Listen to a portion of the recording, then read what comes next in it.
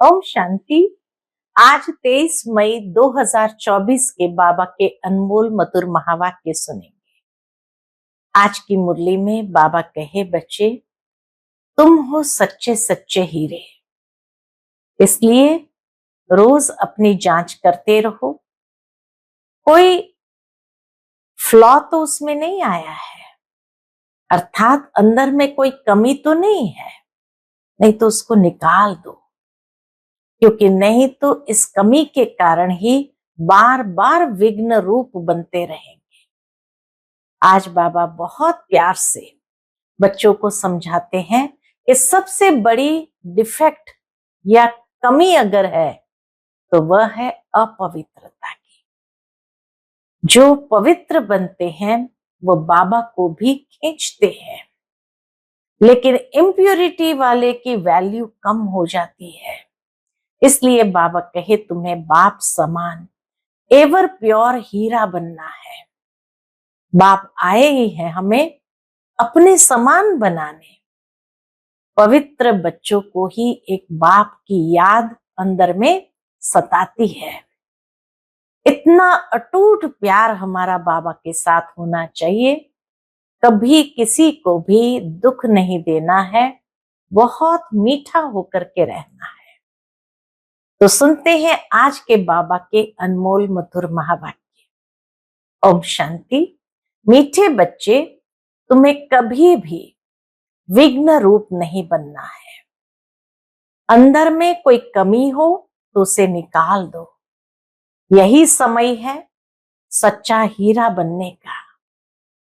आज की मुरली से प्रश्न है, किस बात की डिफेक्ट आते ही आत्मा की वैल्यू कम होने लगती है? उत्तर, पहला डिफेक्ट आता है अपवित्रता का। जब आत्मा पवित्र है तो उसकी ग्रेड बहुत ऊंची है, वह अमूल्य रत्न है, नमस्ते लायक है। इम्प्योरिटी का थोड़ा भी डिफेक्ट वैल्यू को खत्म कर देता है। अब तुम्हें बाप समान एवर प्योर हीरा बनना है। बाबा आए हैं तुम्हें आप समान पवित्र बनाने। पवित्र बच्चों को ही एक बाप की याद सताएगी। बाप से अटूट प्यार होगा, कभी किसी को दुख नहीं देंगे, बहुत मीठे होंगे। ओम शांति। डबल ओम शांति भी कह सकते हैं। बच्चे भी जानते हैं और बाप दादा भी जानते हैं। ओम शांति का अर्थ है, मैं आत्मा शांत स्वरूप हूं और बरोबर शांति के सागर, सुख के सागर, पवित्रता के सागर बाप की संतान हूं। पहले पहले है पवित्रता का सागर। पवित्र बनने में ही मनुष्य को तकलीफ होती है। आज के संसार में पवित्र बनने में ही मनुष्य को तकलीफ होती है, और पवित्र बनने में बहुत ग्रेड्स है। हर एक बच्चा समझ सकता है, यह भी ग्रेड्स बढ़ती जाती है। अभी हम संपूर्ण बने नहीं हैं। कहां न कहां कोई में किस प्रकार की डिफेक्ट जरूर है। पवित्रता में और योग में डिफेक्ट कहां है? पवित्रता में और योग में। देह अभिमान में आने से ही डिफेक्ट होते हैं। देह अभिमान सबसे बड़ी डिफेक्ट है। इसलिए बाबा कहे, देह अभिमान में आने से ही डिफेक्टेड होते हैं। कोई में जास्ती, कोई में कम डिफेक्ट होते हैं। किस्म किस्म के हीरे होते हैं, उनको फिर मैग्नीफाई ग्लास से देखा जाता है। तो जैसे बाप की आत्मा को समझा जाता है, वैसे आत्माओं को यानी बच्चों को भी समझना होता है। यह रत्न है ना, एक एक आत्मा रत्न है ना। रत्न भी सब नमस्ते लायक है। मोती, माणिक, पुखराज आदि सब नमस्ते लायक है। इसलिए सब वैरायटी डाले जाते हैं। कोई हार बनाता है, उसमें भी वैरायटी डालते हैं। नंबरवार पुरुषार्थ अनुसार तो है ना, समझते हैं बेहद का बाप है। अविनाशी ज्ञान रत्नों का जौहरी वह एक ही है। जौहरी भी उनको जरूर कहेंगे, ज्ञान रत्न देते हैं ना। और फिर रथ भी जौहरी। हाँ, शिव बाबा भी सबसे बड़ा जौहरी जो ज्ञान रत्न देते हैं, और रथ भी लिया तो जौहरी का। वह भी रत्नों की वैल्यू को जानते हैं। जवाहरत को बहुत अच्छी रीति मैग्नीफाई ग्लास से देखना होता है। एक एक हीरे को, रत्न को मैग्नीफाइंग यानी बिलोरी कांच जो होता है उससे देखना होता है। इसमें कहां तक डिफेक्ट है, ये कौन सा रत्न है, कहां तक सर्विसेबल है। दिल होती है रत्नों को देखने की। बाबा की दिल होती है अच्छे अच्छे रत्नों को देखने की। अच्छा रत्न होगा तो उसको बहुत प्यार से देखेंगे, यह बड़ा अच्छा है, इसको तो सोने की डिब्बी में रखना चाहिए। पुखराज आदि को सोने की डिब्बी में नहीं रखा जाता है। यहां भी जैसे बेहद के रत्न बनते हैं, हर एक अपने दिल को जानते हैं। मैं किस प्रकार का रत्न हूं, हमारे में कोई डिफेक्ट तो नहीं है। जैसे जवाहरत को अच्छी रीति देखा जाता है, वैसे हर एक को देखना पड़ता है। तुम तो हो ही चैतन्य रत्न, तो हर एक को अपने को देखना है। हम कहां तक सब्ज परी नीलम परी बने हैं। जैसे फूलों में भी कोई सदा गुलाब, कोई गुलाब, कोई कैसे होते हैं, तुम्हारे में भी नंबरवार है। हर एक अपने को अच्छी रीति जान सकते हैं। अपने को देखो, सारा दिन क्या किया, बाबा को कितना याद किया। यह भी बाबा ने कह दिया है कि गृहस्थ व्यवहार में रहते हुए बाप को याद करना है। बाबा ने नारद को भी कहा, क्या कहा, अपनी शक्ल को देखो। यह भी एक दृष्टांत है। तुम जो बच्चे हो, एक एक को अपने को अच्छी रीति देखना है, जांच करनी है कि जिस बाप द्वारा हम हीरे बनते हैं उनके साथ हमारा लव कहां तक है, और कोई तरफ वृत्ति तो नहीं जाती है। बाप के तरफ लव है और कोई के तरफ हमारी वृत्ति तो नहीं जाती है। कहां तक मेरा दैवी स्वभाव है, ये सब जांच करने की बात बाबा बताते हैं कि कहां तक बाबा के साथ हमारा लव है और कोई तरफ वृत्ति तो नहीं जाती है। कहां तक मेरा दैवी स्वभाव है। स्वभाव भी मनुष्य को बहुत सताता है। हर एक को तीसरा नेत्र मिला है, उनसे अपनी जांच करनी है। कहां तक मैं बाप की याद में रहता हूं, कहां तक मेरी याद बाप को पहुंचती है। उनकी याद में रह रोमांच एकदम खड़े हो जाने चाहिए। परंतु बाप खुद कहते हैं, माया के विघ्न ऐसे हैं जो खुशी में आने नहीं देते हैं। बच्चे जानते हैं अभी हम सब पुरुषार्थी हैं, रिजल्ट तो पिछाड़ी में निकलनी है। अपनी जांच करनी है, फ्लॉ आदि अभी तुम निकाल सकते हो। अगर कोई दाग है तो अभी निकाल सकते हो। एकदम प्योर डायमंड बनना है। अगर थोड़ा भी डिफेक्ट होगा तो समझ जाएंगे हमारी वैल्यू भी कम होगी। रत्न है ना, बाप तो समझाते हैं, बच्चे एवर प्योर वैल्यूएबल हीरा बनना चाहिए। पुरुषार्थ कराने लिए भिन्न भिन्न प्रकार से बाप समझाते हैं। फिर आज योग के समय बीच में बाप दादा संदली से उठकर सभा के बीच में चक्कर लगाए, एक एक बच्चे से नैन मुलाकात कर रहे थे।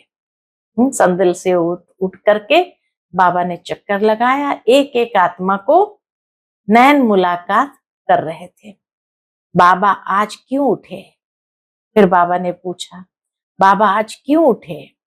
देखने लिए कि कौन कौन सर्विसेबल बच्चा है, क्योंकि कहाँ कोई बैठे रहते हैं।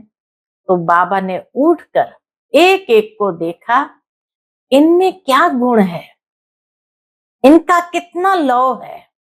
सब बच्चे सन्मुख बैठे हुए हैं तो सभी बहुत प्यारे लगते हैं, परंतु यह तो जरूर है नंबरवार पुरुषार्थ अनुसार ही प्यारे लगेंगे। बाबा कहे प्यारे भी सभी है, लेकिन हर एक नंबरवार पुरुषार्थ अनुसार ही प्यारे लगेंगे। बाप को तो मालूम है क्या क्या किस में डिफेक्ट है, क्योंकि जिस तन में बाप ने प्रवेश किया है वह भी अपनी जांच करते हैं।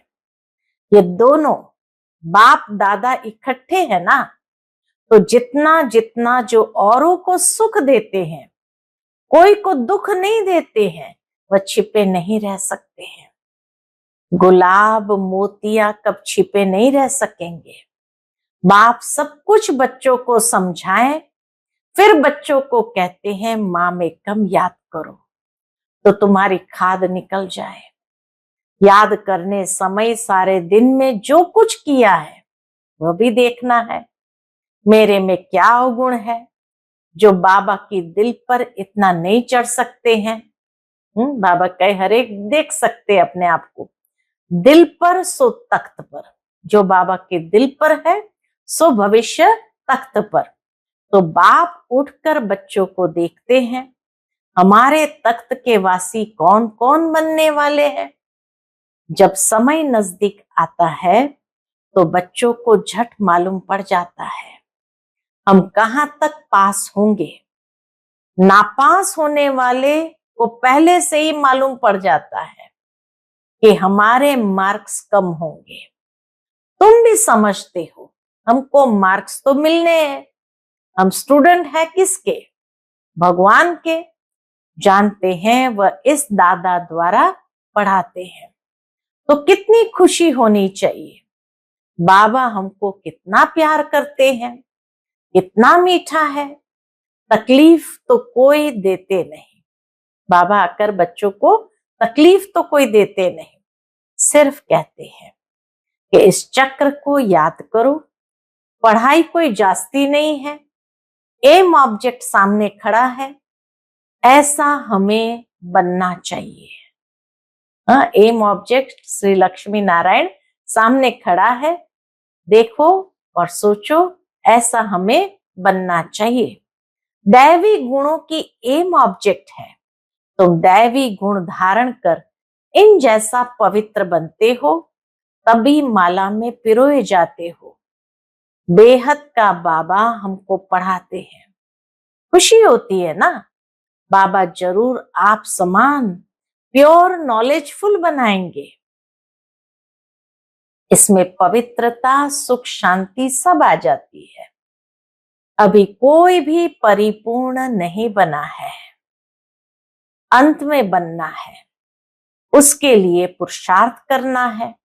बाप को तो सभी प्यार करते हैं, बाबा कहकर तो दिल ही खिल जाता है। बाप से वर्षा कितना भारी मिलता है, सिवाय बाप के और कहां भी दिल नहीं जाएगी। बाप की याद ही बहुत सतानी चाहिए। बाबा बाबा बाबा बहुत प्यार से बाप को याद करना होता है।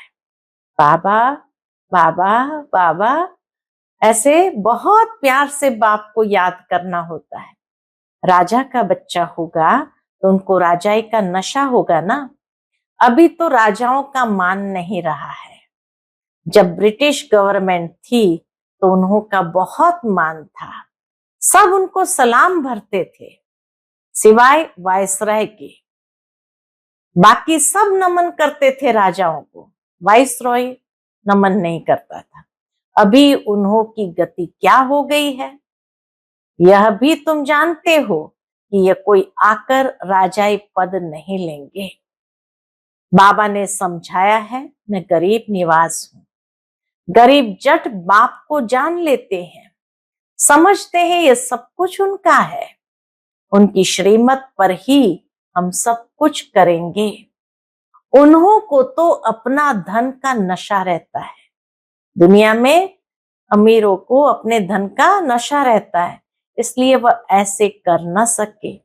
इसलिए बाप कहते हैं मैं हूं गरीब निवास। बाकी हाँ, बड़ों को उठाया जाता है, क्योंकि बड़ों के कारण फिर गरीब भी झट आ जाएंगे।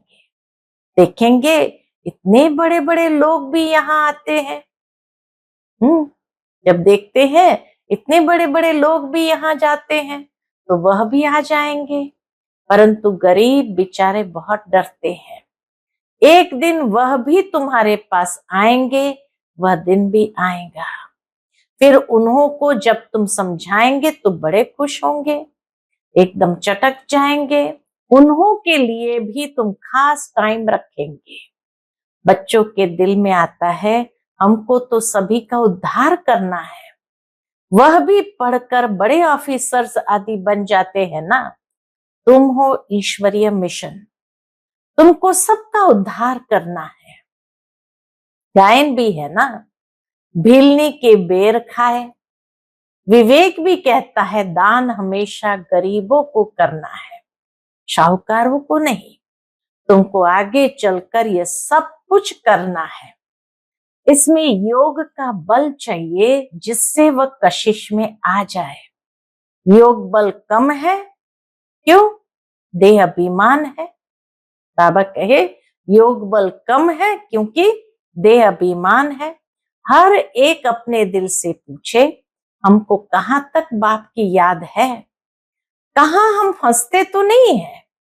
ऐसी अवस्था चाहिए जो किसको भी देखने से चलायमान न हो। बाबा का फरमान है देह अभिमानी मत बनो, सबको अपना भाई समझो। आत्मा जानती है, क्या जानती है? हम भाई भाई है। देह के सब धर्म छोड़ने हैं। अंत में अगर कुछ भी याद पड़ा तो दंड पड़ जाएगा।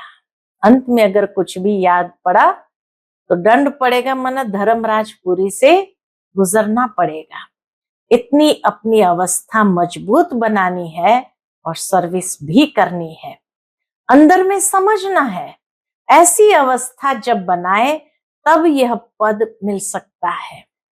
बाप तो अच्छी रीति समझाते हैं, बहुत सर्विस रही हुई है। तुम्हारे में भी बल होगा तो उनको कशिश होगी। अनेक जन्मों की कट लगी हुई है, यह ख्यालात तुम ब्राह्मणों को रखने हैं। सभी आत्माओं को पावन बनाना है। मनुष्य तो नहीं जानते, यह तुम जानते हो, सो भी नंबरवार पुरुषार्थ अनुसार। बाप सब बातें समझाते रहते हैं, अपनी जांच करनी है। जैसे बाबा बेहद में खड़े हैं, बच्चों को बेहद का ख्याल करना है। बाप का आत्माओं में कितना लव है, इतना दिन लव क्यों नहीं था? क्योंकि डिफेक्टेड थे तो खींचता नहीं था। पतित आत्माओं को क्या लव करेंगे? अभी तो बाप सबको पतित से पावन बनाने आए हैं, तो लवली जरूर बनना पड़ता है। बाप है ही लवली।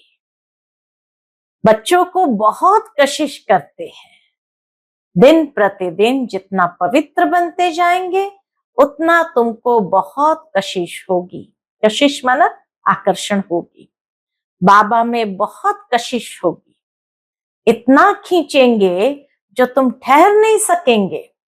तुम्हारी अवस्था भी नंबरवार पुरुषार्थ अनुसार ऐसी आ जाएगी। यहाँ बाप को देखते रहेंगे तो बस समझेंगे अभी जाकर बाबा से मिले। ऐसे बाबा से फिर कभी बिछड़ेंगे नहीं। बाप को फिर कशिश होती है बच्चों की, इस बच्चे की तो कमाल है। बाबा भी देखता है इस बच्चे की तो कमाल है, बड़ी अच्छी सर्विस करते हैं। हाँ, कुछ डिफेक्ट भी है, फिर भी अवस्था अनुसार टाइम पर बड़ी अच्छी सर्विस करते हैं। कोई को दुख देने जैसी आसामी नहीं देखने में आती है। बाबा देखता है उस बच्चे को कि कोई को दुख देने जैसी आसामी नहीं देखने में आती है, बीमारी आदि होती है तो वह है कर्म भोग। खुद भी समझते हैं जब तक यहाँ है कुछ न कुछ होता रहेगा। भले ये रथ है फिर भी कर्म भोग तो पिछाड़ी तक भोगना ही है। ऐसे नहीं मैं इन पर आशीर्वाद करूं, इनको भी अपना पुरुषार्थ करना है। हाँ, रथ दिया है उसके लिए कुछ इजाफा दे देंगे। रथ दिया है तो शिव बाबा कुछ न कुछ इजाफा माना गिफ्ट के रूप में दे देंगे। बहुत बांधेलियां कैसे कैसे आती है, कैसे युक्ति से छूटकर आती है। उन्हों का जितना लव रहता है उतना और कोई का नहीं। बहुतों का लव बिल्कुल नहीं है। उन बांधेलियों के लव से तो किसकी भी भेंट नहीं कर सकते। बांधेलियों का योग भी कोई कम मत समझना। बहुत याद में रोती है। बाबा तो एक एक को देखता भी है और जानता भी है। बाबा, ओ बाबा, कब हम आपसे मिलेंगे? ऐसे अंदर में बाबा कहे बहुत रोती है। बाबा, विश्व के मालिक बनाने वाले बाबा, आपसे हम कैसे मिलेंगे? ऐसी ऐसी बांधेलियां है जो प्रेम के आंसू बहाती रहती है। वह उनके दुख के आंसू नहीं है, वह आंसू प्यार के मोती बन जाते हैं। तो उन बांधेलियों का योग कोई कम थोड़ी है। और बाबा उन आंसू रूपी मोतियों को अपने दिल में संजो लेते हैं। याद में बहुत तड़पती है। ओ बाबा, हम आपसे कब मिलेंगे? सब दुख मिटाने वाले बाबा। बाप कहते हैं जितना समय तुम याद में रहेगी सर्विस भी करेगी। भल कोई बंधन में रहती है, खुद सर्विस नहीं कर सकती, परंतु याद का भी उनको बहुत बल मिलता है। याद में ही सब कुछ समाया हुआ है, तड़पती रहती है। बाबा, कब मौका मिलेगा जो हम आपसे मिलेगी? कितना याद में रहती है। आगे चल दिन प्रतिदिन तुमको जोर से खींच होती रहेगी। स्नान करते कार्य करते याद में ही रहेंगे। बाबा, कभी वह दिन आएगा जो ये बंधन खलास होंगे? ऐसे बाबा से ही जैसे प्रश्न करते हैं। बेचारी पूछती रहती है, बाबा ये हमको बहुत तंग करते हैं, क्या करें? बच्चों की पिटाई कर सकते हैं, बच्चों की पिटाई कर सकते हैं, पाप तो नहीं होगा? कई बच्चे बाबा से पूछते हैं, बाबा बच्चे बहुत तंग करते हैं, बच्चों की पिटाई कर सकते हैं, पाप तो नहीं होगा? बाप कहते हैं आजकल के बच्चे तो ऐसे हैं जो बात मत पूछो। किसको पति से दुख होता है तो अंदर में सोचती है कब ये बंधन छूटे तो हम बाबा से मिले। बाबा बहुत कड़ा बंधन है। बाबा से बातें करते, बाबा बहुत कड़ा बंधन है, क्या करें? पति का बंधन कब छूटेगा? बस बाबा बाबा करती रहती है। उनकी कशिश तो आती है ना, बाबा को भी खींचती है। अबलाएं बहुत सहन करती है। बाबा बच्चों को धीरज देते हैं, बच्चे तुम बाप को याद करते रहो तो ये सब बंधन खत्म हो जाएंगे। बाबा भी आथत देते हैं, बच्चे तुम बाप को याद करते रहो तो ये सब बंधन खत्म हो जाएंगे। अच्छा, मीठे मीठे सिकिलते बच्चों प्रति माता पिता बाप दादा का याद प्यार और गुड मॉर्निंग। रूहानी बाप की रूहानी बच्चों को नमस्ते। हम सब रूहानी बच्चों की रूहानी माता पिता बाप दादा को याद प्यार गुड मॉर्निंग और नमस्ते नमस्ते। शुक्रिया बाबा, शुक्रिया। आज की मुरली से धारणा के लिए मुख्य सार है। पहली पॉइंट, अपनी जांच करनी है कि हमारे में कोई अवगुण तो नहीं है। कहां तक हमारी याद बाप तक पहुंचती है? हमारा स्वभाव दैवी स्वभाव है? वृत्ति और तरफ भटकती तो नहीं है? ये जांच करनी है।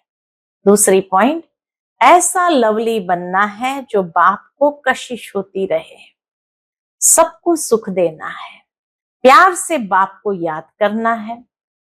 आज का बाप दादा का मधुर वरदान हम बच्चों के प्रति है, साथी को सदा साथ रख, सहयोग का अनुभव करने वाले कंबाइंड रूपधारी भव। साथी को सदा साथ रख, सहयोग का अनुभव करने वाले कंबाइंड रूपधारी भव। सदा आप और बाप ऐसे कंबाइंड रहो जो कोई भी अलग न कर सके। कभी अपने को अकेला नहीं समझो। बाप दादा अविनाशी साथ निभाने वाले आप सबके साथी हैं। बाबा कहा और बाबा हाजिर है, हम बाबा के, बाबा हमारा। बाबा आपकी हर सेवा में सहयोग देने वाले हैं। सिर्फ अपने कंबाइंड स्वरूप के रूहानी नशे में रहो। आज का स्लोगन है, सेवा और स्व उन्नति दोनों का बैलेंस हो तो सदा सफलता मिलती रहेगी। सेवा और स्व उन्नति दोनों का बैलेंस हो तो सदा सफलता मिलती रहेगी। अच्छा, ओम शांति।